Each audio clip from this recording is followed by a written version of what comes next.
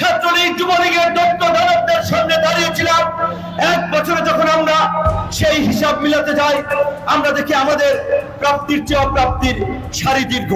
এখন পর্যন্ত বাংলাদেশের গণতান্ত্রিক সংস্কারের লক্ষ্যে আমরা যে রাষ্ট্র সংস্কারের আওয়াজ তুলেছি, সেই রাষ্ট্র সংস্কারের জুলাই সনদে এখনো পর্যন্ত কার্যকর কোনো পদক্ষেপ আমরা দেখতে পাচ্ছি না। সরকার যে খসড়া ঘোষণাপত্র আমাদের কাছে দিয়েছিল, সেখানে তারা বলেছে পরবর্তী 2 বছরে নির্বাচিত সরকার সেটির বাস্তবায়ন করবে।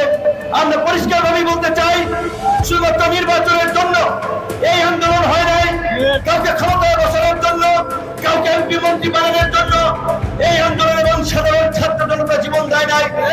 তাদের কাঙ্ক্ষিত স্বপ্নের বাংলাদেশ পরিবর্তন দেখার জন্যই রাজপথে বন্দুকের লড়াইয়ের সামনে দাঁড়িয়েছিল, কামান এবং ট্যাঙ্কের সামনে দাঁড়িয়েছিল।